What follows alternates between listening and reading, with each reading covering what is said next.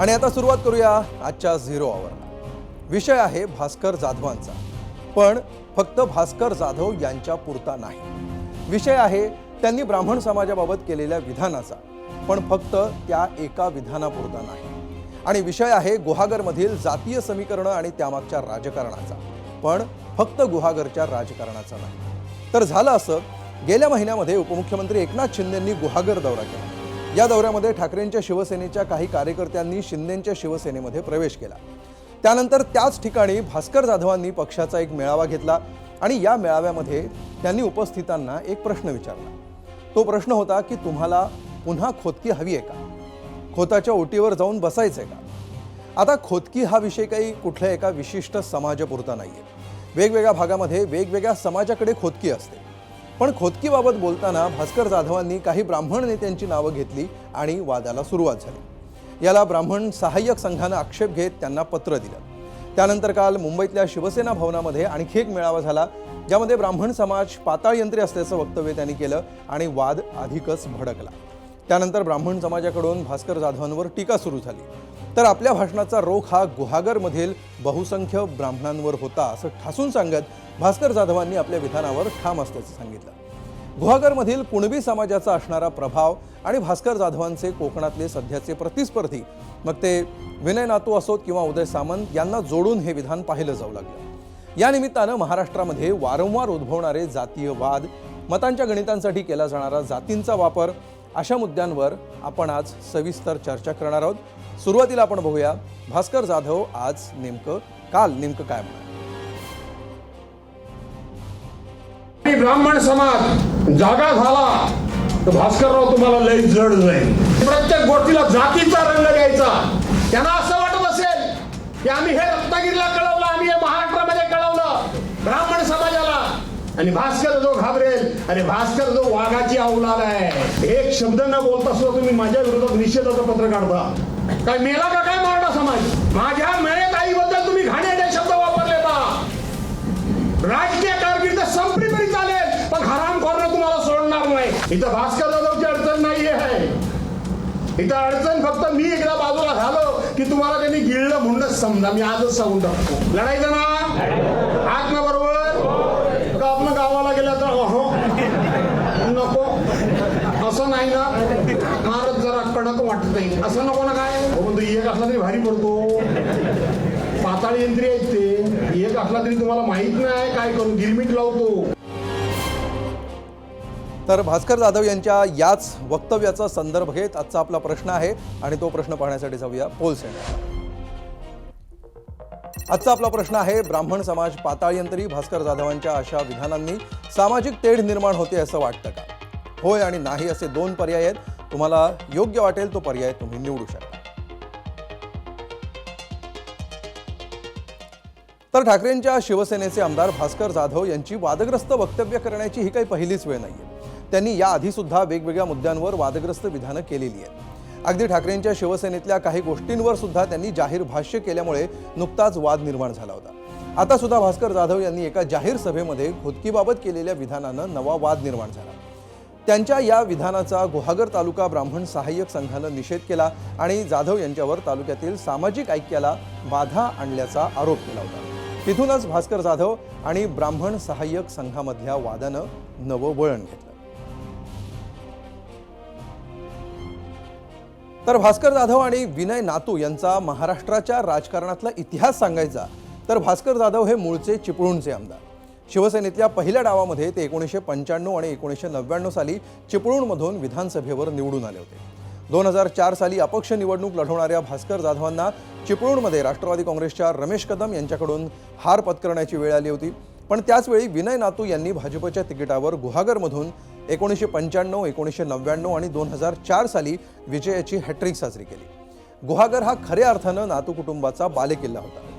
विनय नातू यांचे वडील श्रीधर नातू हे 1972, 1978, 1985 या साली गुहागरचे आमदार होते. भास्कर जाधव यांनी राज्याच्या राजकारणातला दुसरा डाव गुहागर मतदारसंघातून सुरू केला आणि विनय नातूंची पिछेहाट सुरू झाली. जाधवांनी 2009 आणि 2014 साली राष्ट्रवादीच्या तिकिटावर 2019 साली शिवसेनेच्या तिकिटावर आणि 2024 मध्ये ठाकरेंच्या शिवसेनेच्या तिकिटावर गुहागर जिंकलं. त्यापैकी पहिल्या 2 निवडणुकांमध्ये जाधवांनी विनय नातूंचा पराभव केला होता. त्यामुळे त्या दोघांमध्ये वैयक्तिक संघर्षाची ठिणगी पडली ती तिथूनच. तर आमदार भास्कर जाधव यांनी आपल्या वक्तव्याचा आज इन्कार केलेला नाही. उलट आपण केवळ गुहागरच्या ब्राह्मण सहाय्यक संघावर टीका केली असा दावा त्यांनी केलेला आहे. माझ्या भाषणाचा रोख हा गुहागर मधल्या बहुसंख्य ब्राह्मण समाजावरच होता. जो होता तो होताच, मी नाही म्हणणार नाही. ब्राह्मण समाज म्हणून मला पत्र का दिलं? तुम्ही पक्ष म्हणून पत्र द्यायचं. मग मी पण मराठा समाजामध्ये जन्माला आलेलो आहे. माझ्या समाजाचा स्वाभिमान नाहीये, मराठा समाजाला काही मान सन्मान नाहीये, आणि म्हणून द्वेष पसरवायचं काम हे ब्राह्मण समाजानं गुहागर तालुक्यातल्या समाजाच्या वतीनं पत्र देऊन केलं. आणि म्हणून मी सरळ गुहागर तालुका ब्राह्मण समाज संघाला त्या ठिकाणी जे बोललो ते समाज म्हणूनच बोललो. पुढे जाऊया. आमदार भास्कर जाधव यांनी ब्राह्मण समाजाविषयी केलेल्या वादग्रस्त विधानावर माजी आमदार विनय नातू यांनी काय प्रतिक्रिया दिली आहे पाहूया. फॉलोअर्स सोडून गेले, त्याच्यानंतर त्याला उत्तर देण्याकरताच्या खऱ्या ह्या सभा आहेत. त्यांचे फॉलोअर्स का सोडून गेले, त्यामुळे काय झालं आणि त्यांच्याबरोबर किती झाले हा विषय राहिला बाजूलाच. पण त्याच्याहून विषयच तिसरीकडे न्यायचा आणि जाती जातीतली तेढ निर्माण करायची. त्यामुळे एक जात घाबरून आपल्या पाठीमागे उभी राहील असा एक केविलवाणा प्रयत्न यातनं दिसून येतो. तर शिंदेच्या शिवसेनेचे नरेश म्हस्के आणि मनसेचे प्रकाश महाजन यांनी याविषयी काय म्हटलंय बघूया. धक्कादायक आणि वाईट वाटल्या या गोष्टीचं. भास्कर जाधव माझे वैयक्तिक मित्र आहेत. कदाचित एखाद दुसऱ्या ब्राह्मणाशी त्यांचा वाद असू शकतो, पण समस्त ब्राह्मणाला पाताळ यंत्री म्हणणं हे सवंग लोकप्रियता मिळवण्याचं एक लक्षण आहे. दुसरं काय? त्यांच्या पक्षाचे नेते मान्य उद्धवजींना सुद्धा हे मान्य होणार नाही. म्हणून आपण सगळ्यांनी एकत्र यायला पाहिजे. जेव्हा या देशामध्ये हिंदी भाषेचा जेव्हा विषय निघतो तेव्हा सगळेजण जातपात सोडून हिंदी भाषिक म्हणून ज्या पद्धतीने एकत्र येतात त्याच पद्धतीने विषय घेऊन एकमेकांवर टीका करू नये. मराठी माणूस म्हणून एकत्र राहावं एवढंच मला वाटतं. तर महाराष्ट्रामध्ये जातीपातीच्या राजकारणामध्ये ब्राह्मण समाजाला अनेकदा लक्ष्य करण्यात येतं असं काही राजकीय निरीक्षकांचं मत आहे. महाराष्ट्राच्या गेल्या 65 वर्षांच्या इतिहासामध्ये देवेंद्र फडणवीस हे केवळ दुसरे ब्राह्मण मुख्यमंत्री ठरले. 1995 साली राज्यामध्ये शिवसेना भाजप युतीचं सरकार पहिल्यांदा आलं. त्यावेळी शिवसेना प्रमुख बाळासाहेब ठाकरे यांनी मनोहर जोशी यांच्या खांद्यावर मुख्यमंत्रीपदाची धुरा दिली होती. त्यावेळी मनोहर जोशी हे पहिलेच ब्राह्मण मुख्यमंत्री ठरले होते. बाळासाहेब ठाकरेंच्या जातीपातीच्या पलीकडे पाहणारा राजकीय नेता या ओळखीवर त्यामुळे शिक्कामोर्तब झालं होतं. बाळासाहेबांनी एखाद्या मतदारसंघामध्ये विशिष्ट समाजाचं प्राबल्य आहे म्हणून नेहमीच त्या समाजाच्या उमेदवाराला तिकीट दिलं असं घडत नव्हतं.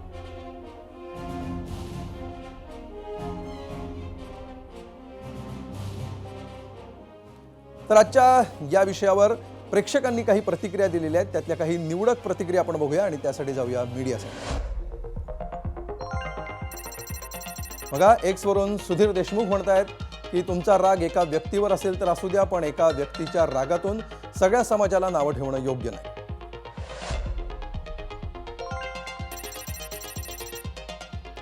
मग करणी सेना यांचं असं म्हणणं आहे की भास्कर जाधव यांनी घेतलेल्या आमदारकीच्या शपथेचं उल्लंघन केलंय. विधानसभेच्या अध्यक्षांनी निलंबित केलं पाहिजे.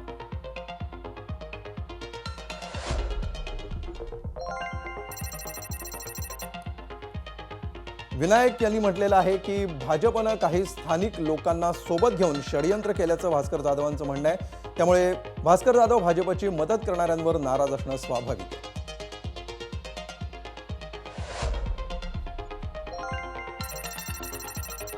गोपाळ दंडगव्हाळे यांचं म्हणणं आहे की जात उचलून गलिच्छ राजकारण करणाऱ्यांची भाषा हीच खरी पाताळयंत्री असते. तिचा गाभा विषारीच असतो. भास्कर जाधवांच्या या वक्तव्यानं समाजामध्ये ऐक्य नव्हे तर वैमनस्याचं बीज पेरलं जाईल. यूट्यूबवर सोपान सपकाळ म्हणतात, नेत्यांच्या अशा बेताल वक्तव्यांमुळे समाजामध्ये तेढ निर्माण होण्याची दाट शक्यता आहे.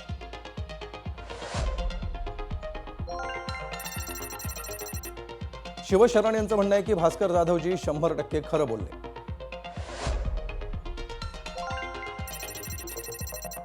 विजय यांचं म्हणणं आहे की तेढ निर्माण होईल की नाही माहीत नाही, पण भास्कर जाधव योग्य आणि खरं बोलले.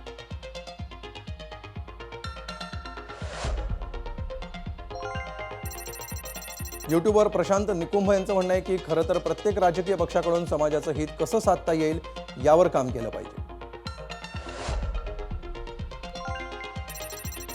इंस्टाग्रामवर प्रितेश टकले म्हणतात, मुळात विरोधकांकडे मुद्दे नाहीत. राज्यामध्ये जर मराठा ओबीसी मराठा ब्राह्मण असे वाद नाही लावले तर सत्ता कशी मिळणार, म्हणून त्यांना पक्ष नेतृत्वानं टास्क दिलाय आणि तो टास्क म्हणजे जातीवरून टार्गेट करत राहा.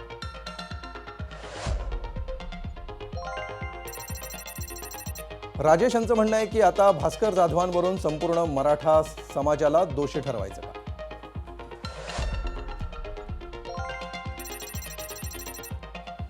मुकुंद सूर्यवंशी म्हणतात, तसेच सरसकट म्हणता येणार नाही. कमी अधिक प्रमाणात अपप्रवृत्ती सर्वच समाजात असतात.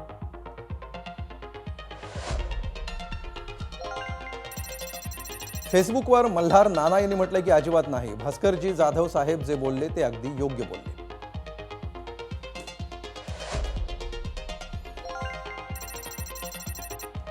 शिवाजी निमंगुणे यांचं म्हणणं आहे की खरं बोललं की झोमतं. भास्कर जाधव हे सत्य परिस्थितीवर आधारित बोलले आहेत, काही चुकीचं नाही.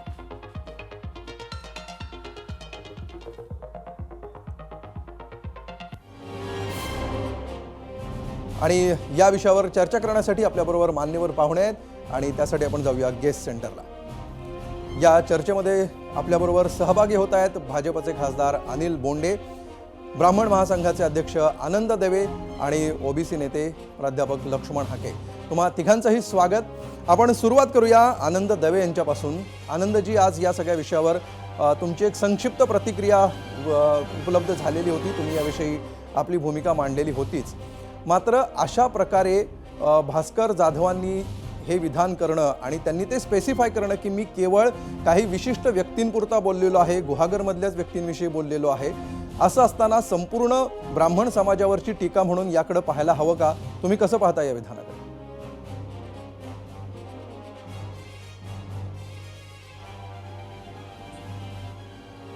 आनंद देवीजी.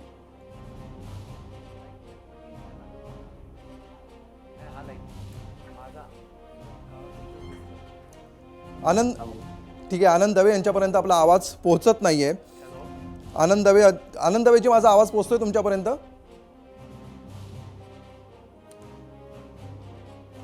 ठीक आहे. लक्ष्मण हाके आपल्या सोबत आहेत. हाकेजी, ज्या प्रकारे हा वाद सध्या समोर येताना दिसतो आहे, प्रकरण हे गुहागरमधलं आहे, स्थानिक राजकारणाचे अनेक संदर्भ त्याच्यामध्ये आहेत, त्याविषयी आपण वन बाय वन येऊच. मात्र अशा प्रकारे राजकीय विधानं येतात, त्याच्यामागे मतांचं गणित असतं जे प्रत्येकालाच माहीत नसतं, स्थानिक मुद्दे असतात, मात्र संपूर्ण राज्याच्या पातळीवर हा विषय पाहिला जातो. कसं पाहता आपण या विधानाकडे? खरं तर या लोकप्रतिनिधींनी ज्यावेळी आपलं काय मत व्यक्त करायचं असतं त्यावेळी त्यांनी वैयक्तिक एखादं नाव घेऊन हे मत प्रदर्शित केलं असतं तर कदाचित हा चर्चेला विषयच आला नसता. बरं. ज्यावेळी एखाद्या समूहाला, ज्यावेळी अशा पद्धतीनं एखाद्या जातीचं नाव घेऊन बोललं जातं त्यावेळी त्याचे परिणाम हे होतच असतात.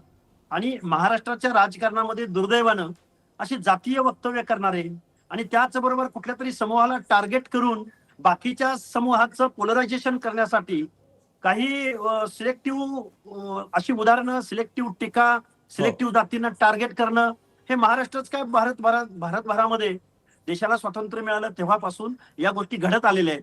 आणि या सगळ्यांच्या मुळाशी कारण असं आहे की निवडणुका जिंकणं, काही लोकांना एखाद्या जमातीला, एखाद्या जातीला शत्रू म्हणून ठरवणं आणि ज्यावेळी शत्रू फिक्स होतो त्यावेळी त्या शत्रूवरती टीका करत राहणं आणि मग बाकीच्या सगळ्या लोकांचं पोलरायझेशन करणं हे या महाराष्ट्रामधले, या भारतभरामधले पुढारी हे सातत्यानं करत आलेले आहेत, निवडणुका जिंकत आलेले आहेत. खऱ्या अर्थानं हे लोकशाहीला घातक आहे. आणि अशा लोकांनी आपण ज्यावेळी व्यक्त होतो त्यावेळी जरा जबाबदारीने व्यक्त झालं पाहिजे असं माझं मत आहे. अनिल बोंडे आपल्या सोबत आहेत. अनिलजी, गेल्या काही निवडणुका जर आपण बघितल्या तर तुम्हाला शेवटची अशी कुठली निवडणूक आठवते की ज्याच्यामध्ये एकतर धर्माच्या आधारावर ध्रुवीकरण झालं नसेल किंवा जातीच्या आधारावर निवडणूक झाली नसेल? आता अगदी दिल्लीपासून गल्लीपर्यंत सगळ्या प्रकारच्या राजकारणामध्ये अशा प्रकारचं ध्रुवीकरण हे वास्तव झालं, हे आता आपण मान्य करून चालायला हवं की अजूनही या घटना दुर्मिळ आहेत असं तुम्हाला वाटतं?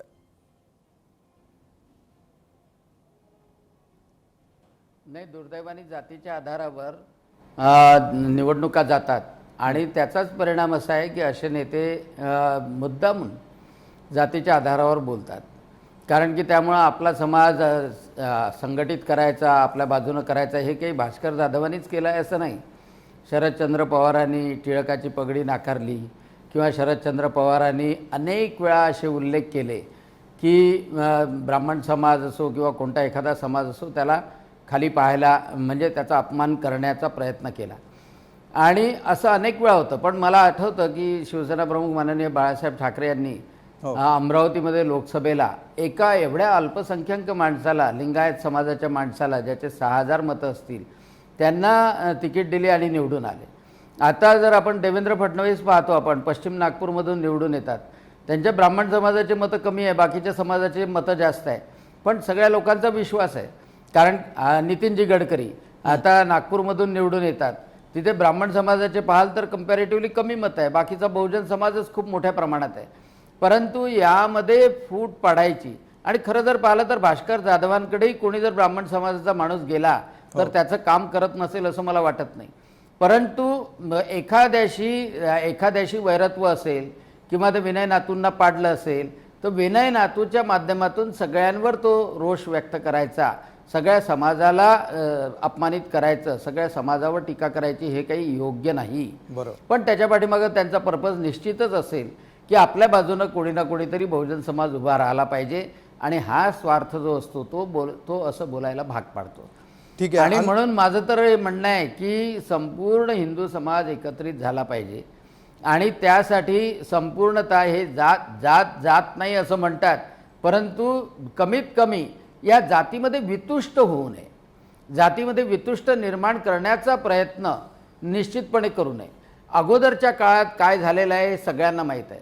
आपल्या जातीच्या उतरंडीमध्ये वरिष्ठ जात होती, त्या वरिष्ठ जातीने खालच्या जातीवर, कोणती जात असो, खालच्या जातीवर अन्यायच केलेला आहे. आता आम्ही ग्रामीण भागात होतो, ग्रामीण भागात काय वातावरण होतं आम्हाला माहित आहे. म्हणजे त्यामध्ये ब्राह्मण तर नव्हतेच गावात, पण बाकीच्याही समाजाने खालच्या जातीवर अन्याय केलेला आहे, हे सत्य आहे.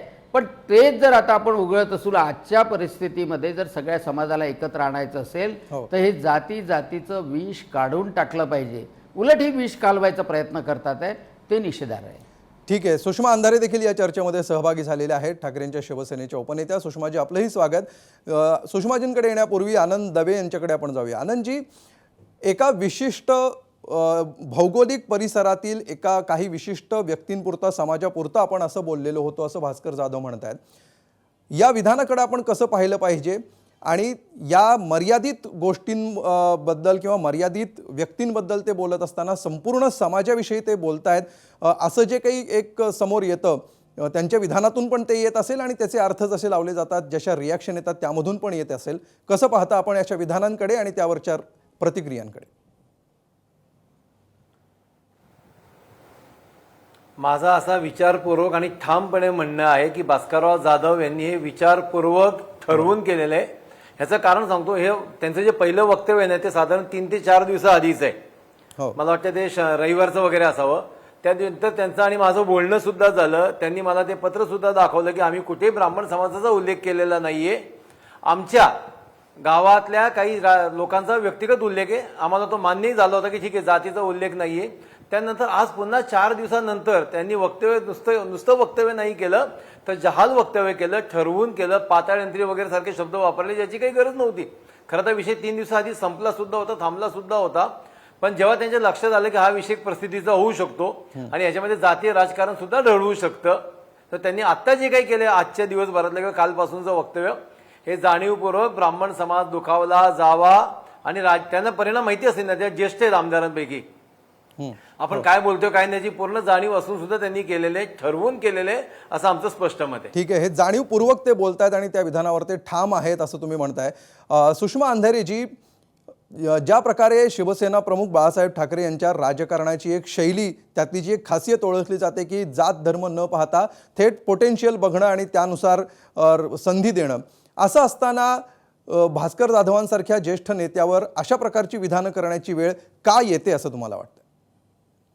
नाही, शिवसेना हा पक्ष इतर पक्षांपेक्षा प्रचंड वेगळा आहे असं मी कायम म्हणत आलीये. कारण इतर कुठल्याही पक्षामध्ये मागासवर्गीय सेल, अल्पसंख्याक सेल, जातीच्या आधारितचे सेल असतात. मात्र शिवसेना एकमेव पक्ष आहे की जिथे कुठल्याही जातीचा सेल नाही. अ, म- म्हणजे अ, मी गेली 3 वर्ष ठीक आहे शिवसेनेत काम करते. मात्र मला शिवसेनेत कधीही चुकूनही कुठल्याही प्रकारे अप्पर कास्ट, लोअर कास्ट किंवा सुपेरिटी कॉम्प्लेक्स ज्याला आपण म्हणतो की त्याचा दंभ असणं किंवा त्याची लाज बाळगणं, असा कुठलाही भाव कुठल्याही कार्यकर्त्यांमध्ये कुठल्याही अर्थाने कधीही दिसला नाही. बरं. इव्हन उमेदवारी देताना सुद्धा बऱ्याचदा मागास प्रवर्गातल्या मतदारसंघांमधून उमेदवारी देताना अमुक एका जातीला उमेदवारी द्यावी, अमुक एकाला देऊ नये असं म्हटलं जातं. पण तो सुद्धा भेदभाव माझ्या पक्षात मला अजिबात दिसला नाही. आमदारकीच्या निवडणुकीलाही नाही आणि खासदारकीच्या निवडणुकीलाही नाही. आता तरी सुद्धा भास्करदादांच्या स्टेटमेंटच्या संदर्भाने जेव्हा हे बोललं जातं, तेव्हा मला जरा आपल्याला थोडंसं विस्तृतपणे सांगितलं पाहिजे, की प्रत्येक मतदारसंघामध्ये कुठलाही पक्ष निवडून येण्यासाठी काही नीती आखत असतो. उदाहरणार्थ जर अमुक एका जातीची लोकसंख्या जर जास्त असेल आणि त्याच जातीचे जर 2 उमेदवार उभे असतील, तर अशा वेळेला इतर जातीचा 3रा उमेदवार उभा राहतो किंवा बऱ्याचदा उभा केला जातो डमी कॅन्डिडेट, की जेणेकरून उरलेल्या जातीच्या मतावर जर निर्णायक मतं ठरत असतील, निर्णायक विजय ठरत असेल, तर त्या मतांचं डिव्हायडेशन कसं केलं जाईल याची स्ट्रॅटेजी आखली जाते आणि ही स्ट्रॅटेजी कदाचित या चर्चेमध्ये कुणी जाहीरपणे मान्य करणार नाही. मात्र ही स्ट्रॅटेजी अगदी सगळीकडे जाणीवपूर्वक राबवली जाते. त्याला कुठलाही पक्ष अपवाद नाही, म्हणजे नाही. या स्ट्रॅटेजीचं कारण आजचं तेव्हा विधान भाग आहे असं असं तुम्ही सांगू पाहताय? नाही, मी पूर्ण करते. हो. त्याला कुठलाही राजकीय पक्ष अपवाद नाही. अगदी जेव्हा 2 वंजारी उमेदवार उभे राहणार आहेत, असं म्हटलं जातं, त्यावेळेला 3रा वेगळ्या जातीचा उमेदवार करणं किंवा 2 मराठा उभा राहतायत म्हटल्यावर 3रा वेगळ्या जातीचा उमेदवार उभा करणं, हे सर्रास सगळ्याच पक्षांनी केलेलं आहे. कारण तिथे फक्त जिंकणे, साम, दाम, दंड भेद करून जिंकणे एवढं असतं. अमुक एका जातीशी वैर असणे असं काहीच नसतं. कारण ज्या जातीचा उमेदवार आहे कदाचित त्याच जातीचा नाही, इतर ठीक आहे. ठिकाणी ही त्या तर पक्षाचा निवडणुकांची उमेदवार असू समीकरणं शकतो. झाली. आत्ता पण काय त्याचा रेफरन्स आहे? नाही. ऐका. हां. भास्कर दादा जे मांडतायत की बाबा पराभवाची कारणं काय आहेत? तर पराभवाच्या कारणांमध्ये हे एक कारण माझं असू शकतं किंवा याही कारणाने माझा पराभव झालेला असू शकतो. आता हे मांडणं हे त्या मतदारसंघापुरतं सीमित आहे. याचा अर्थ अजिबात असा नसतो की ते अमुक एका जातीचे शत्रू आहेत. अमोलजी, तुम्ही आणि मी गेली 15-20 वर्ष फार चांगले मित्र आहोत. अगदी आपण ना तुम्ही माध्यमांमध्ये होतात ना मी राजकारणात होते. आपण विद्यार्थी दशेपासूनचे मित्र आहोत. आणि कितीही मी म्हटलं की नाही मी एका वेगळ्या चळवळीतनं आलेली आहे, तरी सुद्धा आपल्याला माहिती आहे की माझे सगळे मित्र किंबहुना जास्तीत जास्त माझे मित्र हे ब्राह्मण नाही, सुषमाजी, हा वर्गातले प्रश्न आहेत. ना पण तुमचा आम्हाला आहे ना कुठेतरी माझा कळतं प्रश्न नाही. आहे. हा जो ज्या प्रकारचं कनोटेशन याच्यातून येत आहे आणि ज्या संदर्भामध्ये ही विधानं केली जातात ते संदर्भ एका बाजूला वेगळ्या पद्धतीने आपण तपासून बघूयाच. मात्र हे सगळी विधानं करताना ज्या प्रकारचं शब्द वापरण्यात आले, त्यामध्ये पाताळयंत्री हा शब्द असेल किंवा इतर काही मुद्दे असतील, या शब्दांमुळे निर्माण होणारी जी काही प्रतिमा आहे त्याचा हा मुद्दा आहे. याच्यावर आनंद दवेंना तुमच्या विधानावर काही महत्त्वाचं बोलायचं आहे, ते हात वर करत होते. इतरांकडे जाण्यापूर्वी मी आनंद दवेजी थोडक्यात.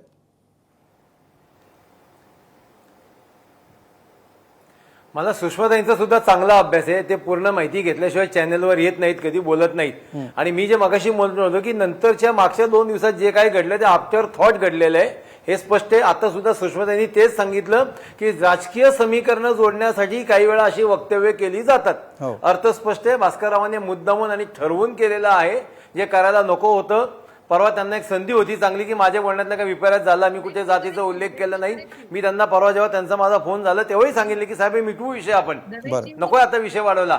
एका साईडला कोणती यात्रा निघते, त्यामुळे आता नको पुन्हा एकदा जातीय वाद वाढवायला. तेव्हा त्यांनी मला हे सांगितलं होतं की मी उल्लेख नाही, पण आज त्यांनी ठरवून आणि पातळयंत्री शब्द वापरला. माझं म्हणणं आहे की पातळयंत्री प्रत्येक समाजात आहेत ना लोक, प्रत्येक जातीत लोक आहेत पातळयंत्री. आणि जी लोक तुम्ही पातळयंत्री म्हणताय ती कोणासाठी करत होते? स्वतःच्या स्वार्थासाठी होतं का बाकीच्या कोणत्या गोष्टींसाठी होतं? सगळ्याच लोकांच्या समोर आलं पाहिजे ना. पण आता किती इतिहासात खाली खाली आपण जाणार आहोत. ठीक आहे, खूप हा महत्त्वाचा मंडल मुद्दा यात्रा मला उल्लेख आहे. आहे. एकीकडे मंडल यात्रा निघते, प्राध्यापक दुसरीकडे लक्ष्मण दुसरं हाके, काही निघते. ज्या प्रकारे या सगळ्याला पार्श्वभूमी जी आहे, सुषमाजी मी तुमच्याकडे येणार आहे, मला माहिती आहे तुम्हाला उत्तर द्यायचंच असेल. हाकेजी, ज्या प्रकारे गेल्या महिन्यामध्ये उपमुख्यमंत्री एकनाथ शिंदेंचा दौरा होतो, ते गुहागर दौऱ्यावर असतात, त्यानंतर ठाकरेंच्या पक्षातील काही कार्यकर्त्यांचा शिंदेंच्या शिवसेनेमध्ये प्रवेश होतो आणि ज्या ठिकाणी हा कार्यक्रम होतो त्याच ठिकाणी भास्कर जाधवांची सभा होते आणि त्यानंतर मग हे सगळं मतांचं समीकरण, गुहागरमध्ये असणारं ज्या प्रकारे कुणबी समाजाचं प्राबल्य आहे, भास्कर जाधवांना मिळालेला अगदी मार्जिनल विजय आहे, असे सगळे संदर्भ जोडायला सुरुवात होते. आपण कसं पाहता याकडे? हे केवळ स्थानिक राजकारण म्हणून याकडे दुर्लक्ष करता येईल असं वाटतं आपल्याला? नाही, मी कारण महाराष्ट्रातल्या गावगाड्यामध्ये समाजामध्ये एक सोशल जस्टिस या विषयावरती मी लढतोय. सुषमाताईंनी जे काही मत व्यक्त केलं, आता त्या बिचाऱ्या त्या पक्षाच्या नेत्या आहेत, प्रवक्त्या आहेत, त्यामुळे त्यांची थोडीशी कसरत झाली. पण मी तुम्हाला निश्चित सांगेन, जात नाही ती जात. जेव्हा या महाराष्ट्रामध्ये आमच्या संविधानाच्या प्रियांबलमध्ये असं म्हटलंय की सामाजिक न्यायासह समता प्रस्थापित करायचे, किंवा आमच्या घटनेचं मूलतत्व असं आहे की जाती अंताकडे इथली समाज व्यवस्था घेऊन जायचं आहे. पण इथल्या निवडणुका ज्या लढल्या जातात किंवा जिंकल्या जातात, त्या जात केंद्रबिंदू ठेवूनच निवडणुका जिंकल्या जातात. हे दुर्दैवानं या महाराष्ट्रामध्ये, देशभरामध्ये हे मान्यच करावं लागेल. आणि मग अशी ज्यावेळी माणसं येतात निवडणुका जिंकण्यासाठी, आता सुषमाताईंचंच वाक्य मी तुम्हाला सांगतो, साम दाम दंड भेद. मग कुठल्या जातीचं नुकसान होवो, मग दंगल होवो, मग अजून काय होवो, मग काय घटनेची तत्व पायमल्ली, घटनेच्या तत्वांची पायमल्ली होवो, काहीही सोयीसुतक नसतं. आणि निवडणुका जिंकणे एवढा एकच निकष लावला जातो. आणि दुर्दैवाने या महाराष्ट्रामध्ये, ज्या महाराष्ट्राला फुले शाहू आंबेडकरांचा पुरोगामी महाराष्ट्र, प्रगत महाराष्ट्र म्हटलं जातं, आता हे एका अर्थानं, मर्यादित अर्थानं जर विचार करायचं म्हटलं तर जाधव साहेब कुणावरती टीका करतात, तर नातू साहेबांवरती टीका करतात. म्हणजे जात वास्तव त्यांनी बोलून दाखवलं, त्यांच्या पोटात होतं ते ओटात आलं. पण याच्या पलीकडे माननीय शरदचंद्रजी पवारांनी मंडळ यात्रा काढली नागपूरला जाऊन. गेल्या वर्ष दीड वर्षभराच्या कालावधीमध्ये आपल्या हातून ओबीसी वोट बँक निसटलेली आहे हे चाणाक्षी असणाऱ्या शरदचंद्रजी पवारांच्या लक्षात आलं. त्यांनी लगेच मंडळ यात्रा सुरू केली. हे जात केंद्रबिंदू ठेवून येऊ घातलेल्या निवडणुका आपल्याला जिंकायच्या असतील तर जात समूहांना एकत्र घेतलं पाहिजे, जातीनं एकत्र घेतलं पाहिजे, जातींचा अनुनय केला पाहिजे. हे या दुर्दैवाने या महाराष्ट्रामधल्या ह्या सत्ताधारी लोक जे काही ठरवतात ते निवडणुका केंद्रबिंदू ठेवून लढवतात. हे खरं तर या महाराष्ट्रामधलं, देशभरामधलं हे दुर्दैव आहे. आणि आज तुमचा मुद्दा पोहोचलेला. अनिल बोंडेजी, ज्या प्रकारे आता वोट बँकेचं राजकारण, हे तर काही नवीन नाहीये, त्याच्यामध्ये सगळ्यांनी भोवया उंचावायची गरज नाहीये, हे तर आपण सगळे मान्य करू. प्रत्येक ठिकाणी आपापली समीकरणं आहेत. मात्र या समीकरणांपलीकडे जाऊन ज्यावेळी तेढ निर्माण होण्याच्या दिशेने ही सगळी पावलं पडतात, त्यावेळी आपण ह्याच्याविषयी काय म्हणाल? आणि विशेषतः मी जी गुहागरमधली आत्ता समीकरणं सांगितली हाकेजींना प्रश्न विचारण्यापूर्वी, त्या समीकरणांचा कसा सहभाग आहे किंवा कसा संबंध आहे या विधानाशी असं आपल्याला वाटतं? नाही, निवडणूक जिंकण्यासाठी जातीचा आधार घेतला जातो, पण निवडणूक काही फक्त जातीच्या आधारावर जिंकल्या जात नाही. माणसाचं कर्तृत्व, माणसाचं काम, त्याचा संपर्क, ह्या सगळ्या गोष्टी महत्त्वाच्या ठरतात. आणि जेव्हा ह्या सगळ्या गोष्टी नसतात तेव्हा जातीचा आधार अनिल बोंडेजी, हे खरंच आहे. तुम्हाला एक अनुभवी राजकारणी म्हणून मी विचारतोय की भास्कर जाधवांना गेल्या अनेक दशकांचा अनुभव आहे. आतापर्यंत त्यांनी असं कधीही बोललेले नाहीयेत किंवा या संदर्भात त्यांची कधी चर्चा झाली नाहीये. आत्ता असं नेमकं काय झालंय की ज्याच्यामुळे त्यांना, त्यांच्या तोंडून अशी विधानं बाहेर पडतायत? काय नेमकं घडलंय? काय बदललंय? त्यांना निश्चितच जाणवत असेल की आपल्याला सगळेजण सोडून जातात आहे, कदाचित त्यांच्या समाजाचे ते लोक सोडून जातात आहे. आणि त्यामुळं असं वातावरण कसं पलटवायचं की भारतीय जनता पक्ष किंवा शिवसेना जी आहे शिंदे साहेबांची, त्याच्यामध्ये जर लोक जात असतील तर त्यांना कुठे थांबवण्याकरता कसं पेटवायचं, हा सुद्धा उद्देश असू शकतो. परंतु दुर्दैव असं आहे की त्या माध्यमातून किती आपण समाजाचे मनं पेटवतो हे पाहणं सुद्धा अतिशय आवश्यक आहे. कारण आपणच समाजामध्ये दुफळी निर्माण करतोय. आणि खरं जर पाहिलं तर आमचं तर म्हणणं असं आहे की सगळा हिंदू एकवटला पाहिजे, सगळे भारतीय एकवटले पाहिजे. प्रधानमंत्री मोदीजी म्हणतात सबका साथ, सबका विकास, सबका प्रयास. आणि त्यामुळं सगळेजण एकत्र आणण्याचं काम जर करता आलं, कमीत कमी निवडणुका नाही त्यावेळेला तर करा, हो. कारण की जाती जातीमध्ये भांडणं लावून तुमची पोळी शेकण्यात काहीही अर्थ नाही आहे. त्याचं काही लॉंग टर्म्स इफेक्ट खूप चांगले होतात असं नाही आहे, असं मला वाटतं. ठीक आहे सुषमाजी, तुम्ही मगाशी जे मुद्दे तुम्हाला उत्तर द्यायची होती त्यावर द्याच. मात्र आता जनता म्हणून, मतदार म्हणून आपल्याला हेच बघायचं आहे का की एकतर जातीच्या आधारावर ध्रुवीकरण होणार किंवा मग धर्माच्या आधारावर होणार? नाही, मगाशी मी असं म्हटलं की दवेजी जेव्हा बोलत होते, बाकीच्या कोणाच्या मतावर काही मला व्यक्त व्हावं असं वाटत नाही. कारण ती फारच अगदी एक तर लॉजिक सोडूनही आणि विषय सोडूनही दुसरीकडे चाललेला आहे की बघूना आपल्याच पक्षाचा आपल्याला कसा अजेंडा रेटता येईल, किंबहुना आपल्या राजकीय मालकाने आपल्याला जे सांगितलंय ते आपल्याला रेटता येईल अशा हिशोबाने चाललेलं, त्यावर मला काही बोलायचं नाही. पण दवेजींनी जे म्हटलं ना, आता दवेजी मी फक्त तुमच्यासाठी म्हणून स्पष्टीकरण दिलं पाहिजे की राजकीय समीकरणासाठी जात वापरली असं ते वाक्य नाहीये. वाक्य असं आहे की राजकीय समीकरणासाठी ज्या वेळेला काही गोष्टी केल्या जातात तर या सगळ्यांमध्ये आपला कसा या समीकरणात पराभव झाला हे सांगण्याचा तो प्रयत्न होता. हा एक भाग. दुसरा मुद्दा असा की या सगळ्यांच्या मध्ये जेव्हा आपण म्हणता की नाही अरे यार आता जातीचं फार चाललेलं आहे आणि असे जातीचे निकष लावावेत का आणि लोकांना अशा पद्धतीने त्रास द्यावा का, लोकांना वेठीस धरावं का, कशासाठी हे जात वास्तव कुणीही नाकारत नाही. जात वास्तवाचे चटके काय असतात, जो गावगाड्यात राहिलेला आहे त्या प्रत्येकाला ते जात वास्तव कळलेलं आहे. मात्र मुद्दा असा आहे की यावर आक्षेप कोण घ्यावा. म्हणजे दवेचे सामाजिक कार्यकर्ते आहेत, मी दवेजींचं समजू शकते, पण आक्षेप कोणी घ्यावा? अरे ज्यांच्या जिंदग्या जातीच्या विद्वेषी वातावरणामध्ये चालल्यात त्या लोकांनी आक्षेप घ्यावा. त्या दौंडमध्ये आता जे काही घडलं ते घडण्याला कारण भाजपच्या 2 आमदारांनी अत्यंत विखारी भाषण केलं आणि त्या विखारी भाषणाच्या नंतर तिथं अक्षरशः पेटवापेटवीपर्यंत वातावरण केलं. तर त्या वेळेला मात्र हे जात वास्तव, अशी विखारी भाषा करू नये, जाती धर्माचं कार्ड खेळू नये असं कोणालाच वाटलं नाही. हिंदू एकवटला पाहिजे वगैरे ब्ला ब्ला ब्ला म्हणणारे हे जे सगळे सोकॉल्ड लोक आहेत, यांना ही गोष्ट का आठवत नाही की मणिपूरच्या बायका सुद्धा हिंदूच होत्या. मणिपूरच्या बायकांना जेव्हा नागवलं गेलं त्यावेळेला हिंदू महिला नागवली गेली आहे म्हणून तिच्यासाठी आवाज उठवला पाहिजे असं एकालाही वाटलं नाही. लातूर जिल्ह्यातल्या उदगीरमध्ये मातंग समाजाच्या पोराला मंदिराच्या पायऱ्यांवर फक्त पायरी का चढलास म्हणून जीव जाईपर्यंत मारलं आणि त्याच्यामध्ये 2 बायकांची नग्न धिंड काढली. तेव्हा एकालाही हिंदू एकवटला पाहिजे आणि मातंग इथला हिंदूचाच भाग आहे असं अजिबात वाटलं नाही. तीच गोष्ट मालेगावमध्ये आहे, तीच कल्याण डोंबिवलीमध्ये आहे, तीच ठाण्यामध्ये आहे. मी अशी अनगिनत उदाहरणं देऊ शकते, परंतु मी जरा उदाहरणांची जंत्री थांबवते. मुद्दा हा आहे की हा सोयीस्कर वाद जरा थांबवा.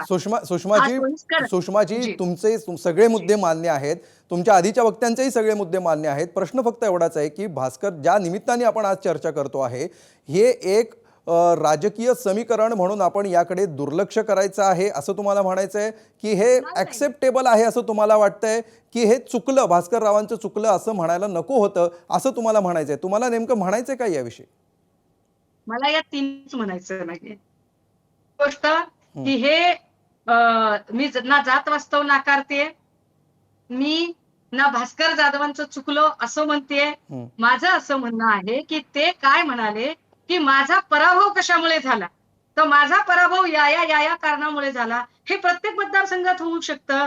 पंकजा मुंडेंचा पराभव होण्याचं कारण काय होतं, तर पंकजा मुंडेंचा पराभव होत असताना समोर असणारा उमेदवार तिथलं सरळ मराठा ओबीसी जे काही करण झालेलं होतं आणि त्यामध्ये ज्या पद्धतीने नरेंद्र मोदींनी येऊन भाषण केलेलं होतं आणि त्या भाषणात त्यांच्याकडून जे झालेले उल्लेख होते विशेषतः ओबीसीच्या बाबतचे, त्या सगळ्यांमध्ये पंकजा मुंडेंचा पराभव झाला.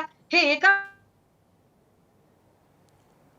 ठीक आहे सुषमा अंधार यांचा ठीक आहे सुषमाजी, आपला संपर्क तुटलेला आहे. पुन्हा एकदा आपल्या पराभवाची कारण कोणी निषेध करत असेल, आपल्या पराभवाची कारण कोणी सांगत असेल, तर पराभवाची कारण सुद्धा जर ऐकून घ्यायची नसतील तर कमाल आहे. नाही म्हणजे सुषमाजी, भास्कर जाधवांना असं म्हणायचं होतं का की गुहागर मधल्या ब्राह्मण समाजामुळे त्यांचा पराभव झाला? त्यांचा तर पराभव झाला नाहीये मुळात.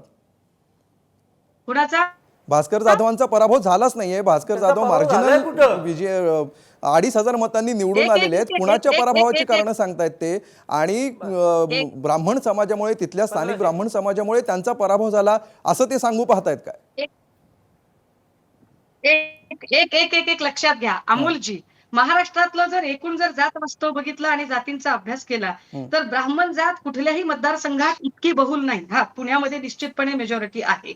आपण फार वरवरची चर्चा करतोय, आपण मुद्द्याला हात घालून बोलत नाही आहोत. नाही आपण मला अमुक हेच एका कळत नाही जातीचा की उल्लेख काय करू नका. कुठल्या अरे कुठल्या घेऊन ब्राह्मण करा. समाजामुळे कुठे किंवा भास्कर चर्चेपुरते जाधवांचा तरी पराभव उल्लेख झाला करा. हे तुम्ही सांगताय. ऐका ना, हा मी तेच सांगते की किमान चर्चेपुरते तरी जातीचे उल्लेख करा. कुठल्याही महाराष्ट्रातल्या मतदारसंघात ब्राह्मण जात इतकी बहुल नाही की त्यांचा इतका प्रभाव जाणवेल की त्यामुळे ती जागा जिंकेल किंवा ती जागा पराभूत होईल. हो. अपवाद असेल तर फार फार तर एक आपल्या नाही, ताई, पुण्यामध्ये थोडासा अभ्यास बऱ्याचदा कमी आहे तुमचा, मी येतो लोकसभेच्या त्याच्यावर. निवडणुकीला त्याचा विचार होऊ शकतो. येस. हा, आणि नंतर कोकणातला थोडासा भाग होऊ शकतो. परंतु अशा पद्धतीने काय होऊ शकतं या संबंधाने जर भास्कर दादा बोलत असतील तर त्याला तुम्ही ज्या पद्धतीने ठीक आहे, म्हणजे दुमवायचा तुम्ही प्रयत्न करताय. शक्यतांच्या अमोलजी, पातळीवर मला हे खरंच- सगळं विधान होतं असं तुम्ही म्हणताय. प्राध्यापक लक्ष्मण हाकेजी, तुम्हाला हे अमोलजी, आर्ग्युमेंट पटतंय का, ज्या अमोलजी, प्रकारे मला सुषमाजी या विधानाकडे पाहतायत भास्कर जाधवांच्या? अरे अमोलजी, मला पूर्णता करू द्या. ठीक आहे. अमोलजी, मला पूर्णता करू द्या. मागच्या वेळेलाही केशव उपाध्यायांनी अशी दमदाटी केली ठीक राव. आहे, ठीक आणि ठीक आम्हाला आहे. बोलू दिलं नाही सुषमाजी अक्षरशः. पूर्ण करा, सुषमाजी अहो, पूर्ण करा. मला माझे पूर्ण करायचंय. तुमचा मुद्दा अमोलजी, माझ्या मला लक्षात आला, पण फक्त- तुम्ही पूर्ण करा. अमोलजी, मला फक्त एवढंच म्हणायचंय की त्यांनी नुसतं उच्चारलं तर इतका गहजब झाला. तिकडे भाजपच्या 2 आमदारांनी दौंडमध्ये जाऊन इतकं विखारी भाषण केलं की साला तिकडे पेटवा पेटवी झाली आणि त्याच्यावर कुठेच चर्चा नाही. हे जे सोकॉल्ड हिंदुत्वाचे उमाळे आलेले आणि उच्चार आणि जातीच्या विखारी भाषणामध्ये काय फरक आहे अत्यंत ताई? चीड वगैरे येणारे हे सगळे लोक तेव्हा काहीच व्यक्त नाही म्हणून. तेव्हा व्यक्त ठीक नाही आहे. व्हावं असं वाटलं याच्यातल्या कुणालाही. अमोलजी, मलाही की अरे बोलायचं नाही, आहे बरं का? चुकलेलं ठीक आहे, आहे. मुद्दा लक्षात तिकडे- आलाय. तिकडे सुषमाजी संग्राम जगताप सुषमाजी मला यांच्या इतरांनाही वेळ द्यावा लागेल. प्रश्न तुमचा मुद्दा लक्षात आलेला आहे. लक्ष्मण हाकेजी. महाराष्ट्रामधलं जात वास्तव काय आहे हे महाराष्ट्राला माहिती आहे. आणि शिवसेनेचा पूर्व इतिहास आणि हिंदुत्व, भाजपचा पूर्व इतिहास आणि हिंदुत्व हे दोन्ही पक्षांना काय आहे ते माहिती आहे. प्रश्न असा आहे की ज्या भास्कर जाधवांनी ब्राह्मण समाजाचा त्या रिझल्ट वरती एवढा काउंट ही आहे का नाही माहिती नाही मला. आणि पूर्ण महाराष्ट्रभरामध्ये सुद्धा ब्राह्मण समाजाचा कुठल्या कुठल्या मतदारसंघामध्ये एवढा इन्फ्लुएन्स आहे की ब्राह्मण समाजाचं नाव घेऊन तुम्हाला टीका करावी लागली. मतदानामध्ये मुळात ब्राह्मण समाजाचा इन्फ्लुएन्स असणं एवढं कमी मतदान आहे त्यांचं प्रत्येक कॉन्स्टिट्युन्सीमध्ये. तरी सुद्धा ब्राह्मणांना शत्रू ठरवल्याशिवाय आणि बाकीच्या बहुजनांचं पोलरायझेशन करण्याशिवाय इथल्या निवडणुका जिंकता येत नाहीत. महाराष्ट्रामध्ये दुफळे निर्माण केल्याशिवाय इथल्या निवडणुका जिंकता येत नाहीत. हे इथल्या आजपर्यंतच्या राज्यकर्त्यांचं पक्षांचं धोरण राहिलेलं आहे. ब्राह्मण आहेत तर चळवळ या महाराष्ट्रानं बघितलेली आहे. त्यावरती पक्ष उभे राहिलेले आहेत, संघटना उभ्या राहिलेल्या आहेत. हे वास्तव या महाराष्ट्रामधल्या लोकांनी सगळ्यांनी मान्यच केलं पाहिजे. कुणाच्या इतिहासामध्ये जाऊन कुणी काय केलं आणि काय नाही.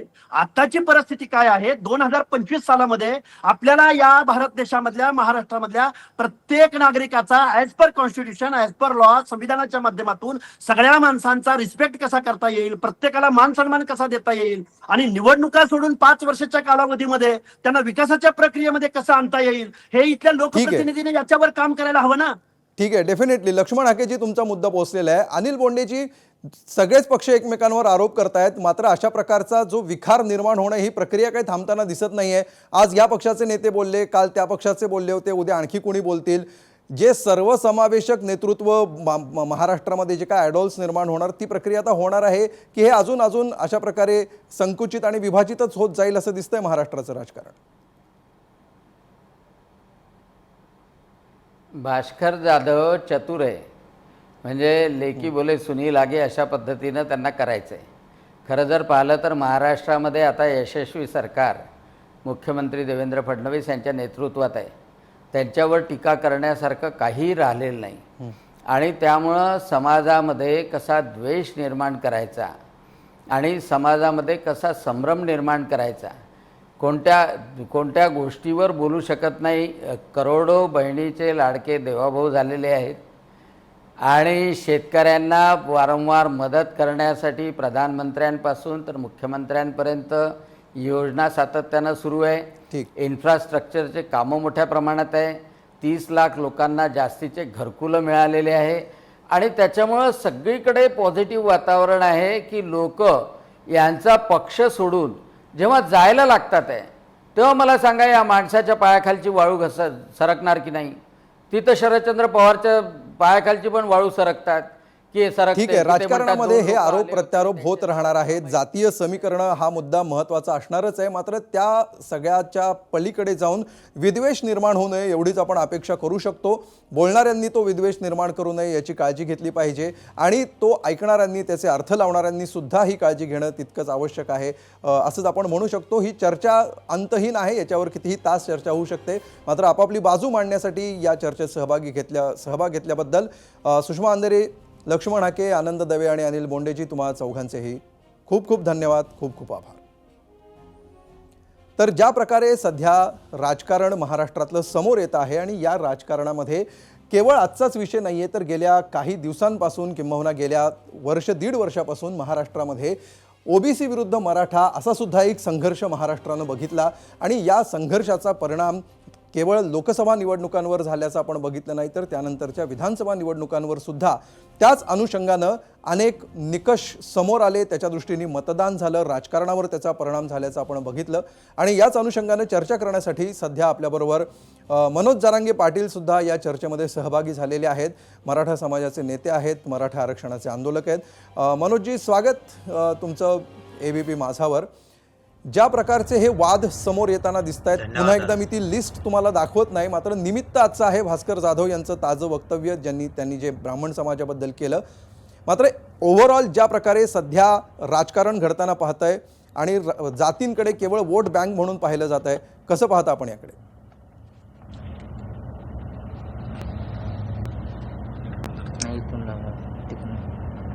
नाही, आता तर काय झालंय बरं का, या 10 वर्षाच्या 15 वर्षाच्या काळात जातीचा शब्द काढला की आपल्याला चांगल्या प्रकारे राजकारण करता येतं, सत्ता हस्तगत करता येते, ही एक गोड गैरसमज सगळ्यांचा झाला आहे. परंतु भोळी भाबडी जनता असते, ज्यावेळेस त्यांच्या ही गोष्ट लक्षात येते की राजकीय नेते आपल्यात दुरावा मराठा ओबीसी करतायत, जैन मारवाडी ब्राह्मण करतायत, दलित मुस्लिम करतायत, त्यावेळेस लोकांच्या लक्षात येऊन जातं की आता मात्र हे जातीय ध्रुवीकरण करून जातीत वाद लावून हे यांचा स्वार्थ साधतात. कारण 15 वर्षापासून ते बघायला मिळत आहे. आता मात्र लोक 100% त्यांच्यात बदल करणार आहेत आणि बदल होणार पण आहे. कारण पर्याय नाही आहे. बघा काय आहे, हे आमच्या तिथं आम्हाला रोज एकमेकाच्या ताटात जेवायला लागतं. मग तो दलित असू द्या, मुस्लिम असू द्या, मराठा असू द्या, धनगर असू द्या, 12 बलुतेदार असू द्या, ओबीसी असू द्या, कोणीही असू द्या. आणि हे यांचं बोलता हे सहज बोलून जाते दादा, सहज बोलून जातात. पण त्याचे दूरगामी परिणाम आमच्या भविष्यावर, आमच्या अस्तित्वावर, गावखेड्यातल्या लोकांवरती होते आणि फूट पडून जाते. म्हणून आम्ही प्रत्येक वेळेस सांगतो की आरक्षण मागतो म्हणजे आम्ही जातीवादी नाही, आम्हाला ठरू नका जातीवादी, परंतु आम्ही सगळ्या जाती धर्मांच्या लेकराबाळांचे प्रश्न असले, अडचणी असल्या सोडवतो. परंतु आता काय, आता राजकारण्यांच्या पुढं कोणाचं काय, त्यांच्या जीपीला कोण आता हात लावणार? ठीक आहे. मनोज जरांगेजी, एक विनंती आहे आपल्याला की थोड्या वेळासाठी आपण खूप बिझी आहात, आम्हाला कल्पना आहे आपण प्रवासात आहात, मात्र काही वेळ जर आपण गाडी थांबवू शकलात तर आपला आवाज अधिक स्पष्टपणे ABP माझाच्या प्रेक्षकांपर्यंत पोहोचू शकेल. मुद्दा असा आहे की ज्या प्रकारे असे वाद समोर येताना दिसत आहेत आणि गेल्या काही दिवसात जर आपण बघितलं तर नेत्यांची ओळख सुद्धा हा अमुक समाजाचा नेता, तो तमुक समाजाचा नेता अशा प्रकारेच होताना दिसते. आज देखील भास्कर जाधव जे म्हणाले त्यानंतर पुन्हा एकदा मराठा समाजाने काय करावं आणि ब्राह्मण समाजाने काय करावं, जणू काही हे दोघं त्या समाजाचे प्रतिनिधीच आहेत, ज्यांना बोलले आणि जे बोलले, अशा प्रकारे एक दुफळी निर्माण होताना दिसते. तर हे सर्वसमावेशक नेतृत्व तयार का होत नाहीये, की तसाचं वातावरणच नाहीये, तशी काही शक्यताच तुम्हाला दिसत नाही सध्याच्या राजकारणात? नाही दिसते ना, आम्ही कशाला आहेत. आता आम्ही तरुण पोरांनी ठरवले सगळ्या जाती धर्माचे, आपण जातीवाद नाही करायचा. आता आम्ही सगळे एक जीवानं कामं करतो. मी तर सगळ्या जाती धर्माचे करतो. मी वंजारी समाजाचे करतो, धनगर बांधवांचे करतो, दलित बांधवांचे करतो, बंजारा समाजाचे करतो, आम्ही सगळ्यांचे करतो. आम्हाला अशी आहे आमच्या आता नवीन पिढीला जातीवाद करायला नाही. पण आता भास्कर जाधव साहेब कशाच्या आधारावर म्हणले हे मला माहित नाही, त्याच्यामुळे मी ते बोलू शकत नाही. परंतु हे सगळे जे राजकारणी आहेत, आता फडणवीस साहेब पण घ्या, एक प्रमुख राज्यांचा चेहरा आहे, प्रमुख माणूस आहे, यांनी जातीवादावर बोलायलाच नाही पाहिजे. एकदा ओबीसीचा नारा द्यायचा, एकदा मराठ्यांचा द्यायचा. ज्यावेळेस धनगराचा प्रश्न येतो त्यावेळेस त्यांनी मराठ्याला हाताखाली धरायचं. आता मराठ्याचा प्रश्न आहे, आता ओबीसीला धनगराला हाताखाली धरायचं आणि वाद लावायचे, दलित मुस्लिम करायचं. आता मुस्लिमांकडे ते पण गेलेले आहेत, मोदी साहेब पण गेलेत, गडकरी साहेब पण गेलेत, त्यांचे आता हे मुंडे साहेब होते तेही जात होते, ज्यावेळेस हे राणे साहेब होते शिवसेनेत तेही जात होते, ठाकरे साहेब पण जात होते. म्हणजे तुम्ही जात होता ते काय नाही. आणि आता एखादा माणूस गेला तर हे पद्धत करायची. यांनी सुद्धा फडणवीस साहेबांनी सुद्धा असलं हे जातीयवादाचं ढवळून निघणारं राज्यातलं वातावरण थांबवलं पाहिजे. हेच ढवळायला लागले. सगळ्यात जास्त मराठा, ओबीसी, दलित, मुस्लिम सगळ्या जातींना टार्गेट करणं, विनाकारण काही बोलणं. प्रमुख व्यक्तींना करायचं नाही. मग आता बाकीच्याला काय नाव ठेवता? आता भास्करराव जाधव साहेब बोलले, आता फडणवीस साहेबच थांबायला तयार आहेत. मग ती सवय लागते नाही का? घरातला मालक असतो दादा एखादा, एकच मी अर्धा मिनिटं घेतो तुमचा. खरं एखादा घरात मालक असतो, तो जसा वागांना वाड्यात तसं बाकीचे मग वागायला सुरू करते, शेजारचे वागायचं. तसे ते एक कुटुंबाचे प्रमुख आहेत. महाराष्ट्र राज्याचं एक कुटुंब आहे, कुटुंबाचे फडणवीस साहेब प्रमुख आहेत. त्यांनी काय बोलावं, काय नाही, कोणाला टार्गेट करावं, काय नाही. आता आम्हालाच म्हणलेत, आपल्याच एबीपी माझं चॅनलला दाखवलंय, आम्हाला दाखवलं की आता आम्ही मुंबईला 29 ऑगस्टला येणार आहेत, तर पोलिस बघून घेते म्हणतात. म्हणजे ही कुठली भाषा आहे? पोलिस बघून घेते म्हणजे काय? तुम्ही काय करणार? आणि बघून घेते तर मग मराठी बघून घेतील. मग आता असेच उत्तर द्यायचे की एकमेकाला. मग म्हणून त्यांनी एक्झॅक्ट मनोजजी, हाच तर प्रश्न आहे. हाच प्रश्न मला तुम्हाला विचारायचा आहे की ज्यावेळी सांभाळून घेतला पाहिजे त्यांनी. खरंय, ज्यावेळी दोन समाजामध्ये असा प्रश्न, एका समाजाचे प्रतिनिधी म्हणवणारे नेते अशी विधानं करतात आणि ज्या समाजाविषयी ते विधानं करतात त्यांच्याकडून त्याचा निषेध होतो. मात्र अशा प्रकारे सर्व स्तरातून अशा प्रकारच्या विधानांचा निषेध व्हायला हवा का? भले कोणी कुणाला बोललेलं असेल असं आपल्याला वाटतं का? आणि त्या अनुषंगाने आज भास्कर जाधव जे बोलले त्याच्याबद्दल तुम्ही काय म्हणाल? नाही, 100% जाधव साहेब चुकले असतील तर त्यांच्याबद्दलही कोणी समर्थन केलेलं नाही. पण फडणवीस साहेब बोलते त्याचं काय? हाही प्रश्न पुन्हा उभा राहतो. बाकीचे महाविकास आघाडीवालेही बोलतात, महायुतीवाले पण बोलतात. मग त्याचं काय? आमच्यासारखे लेकरं गरिबांचं ज्यावेळेस काम करतात, आमच्यासारख्यातून आम्ही गावा खेड्यातले शेतकऱ्याचे पोरते एखादा आमच्या तोंडातून शब्द जातो तो सगळे उचलून धरतात लगेच. आम्ही त्या हेतूने बोललेलो नसतो. आम्ही न्यायासाठी बोललेलो असतो, आरक्षणासाठी बोललेलो असतो, गोरगरिबाच्या शेतकऱ्याच्या न्यायासाठी बोललेलो असतो. आणि तुम्ही राज्याचे प्रमुख आहेत म्हणून बोललेला असतात. तुम्ही प्रमुख नाही. समजा आता फडणवीस साहेब प्रमुख नाहीत, कोण बोलून बरं त्यांना? कोणीच बोलणार नाही. आज तुमच्या हातात आहे, लोक बोलणार. मालकाला भांडतच असतात. त्याचा अर्थ तुम्ही डायरेक्ट दंगली लावण्यात धरता, मारामाऱ्या लावण्यात धरताय. हे चुकीचं आहे. फडणवीस साहेबांचा खुनशीपणा, जातीय द्वेष ही त्यांनी जर सोडला तर विरोधी पक्ष सोडल. छोटे छोटे दलित मुस्लिमांचे लोक सोडतील, 18 पगड जातीचे सोडतील, मायक्रो ओबीसी सोडतील. प्रमुखच जर आता बोलायला लागला, कालच गोव्यात बोलले ते, काय नाव ठेवतात दुसऱ्याला सांगा. मग लोक तसं वागायला सुरू करते. गोव्यातच बोलले ते की मी ओबीसीच काम करणार, फक्त मराठ्याचं नाही करणार, दलित मुस्लिमाचं नाही करणार, ब्राह्मणाचं नाही करणार, जैन मारवाड्याचं नाही करणार का, बंजारा समाजाचं, धनगराचं नाही करणार का? म्हणजे ही कुठली पद्धत आहे? यांचे सुद्धा चुकतं. त्याच्यामुळे मग हे लोक जे तोंडाला येईल ते बोलायला सुरुवात करतात. आता मी काय समर्थन करत नाही, भास्कररावजी जाधव साहेबांचं मी समर्थन करत नाही. पण मी त्यांचे कोणत्या उद्देशाने म्हणले तर काय विषय होता हाच माहित नाहीये. पण त्यांना एकट्याला आरोपीच्या पिंजऱ्यात बसवण्यापेक्षा फडणवीस साहेबांनी सुद्धा जातीवरती कसा अन्याय करतायत हे सुद्धा शोधून काढलं पाहिजे. निवडणूक आली की कसं ओबीसी म्हणायचं आणि एकदा ओबीसीचं कर करून घेतलं की लाडकी बहीण म्हणायचं, मग लाडकी बहीण लुटून द्यायची. म्हणजे प्रत्येकाचं गळे दाबण्याचं काम जे करायला सुरुवात केली ना, हे लोकांना कळायला लागले. उद्योग व्यवसायवाल्यांचे हाल सुरू केले, शेतकऱ्यांचे कर्जमाफीचं काय झालं? ठीक आहे मनोजजी, असे अनेक मुद्दे आहेत. वेळेची मर्यादा लक्षात घेता मी तुम्हाला शेवटचा प्रश्न विचारतो आहे, ज्याची संपूर्ण महाराष्ट्राला उत्सुकता आहे की तुमच्या मुंबईच्या मोर्चाची तयारी कुठपर्यंत आलेली आहे आणि त्या दृष्टीने काय घडतंय. आज एबीपी माझाच्या प्लॅटफॉर्मवर तुम्ही या संदर्भात काय सांगू इच्छिता?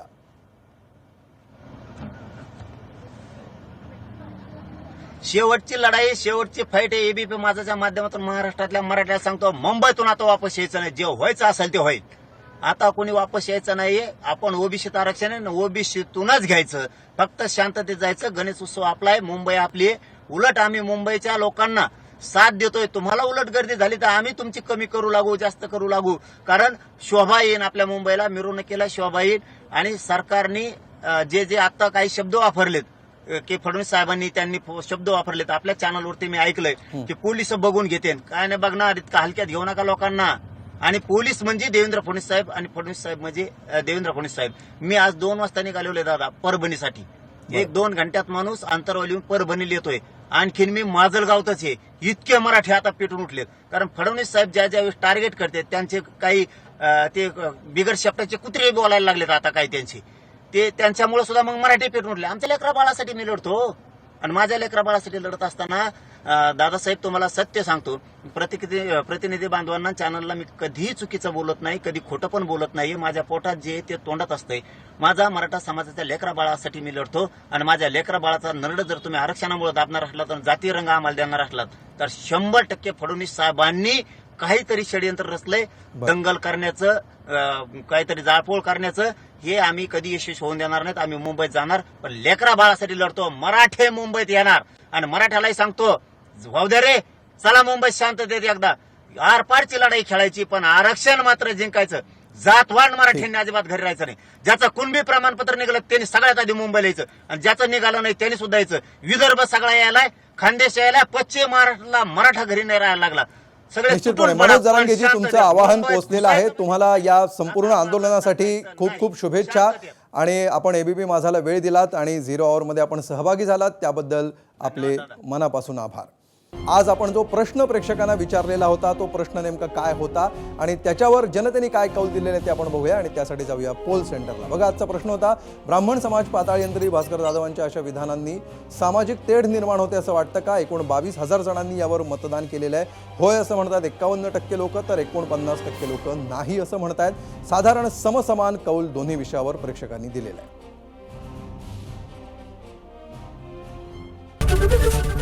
एबीपी माझा, उघडा डोळे बघा नीट.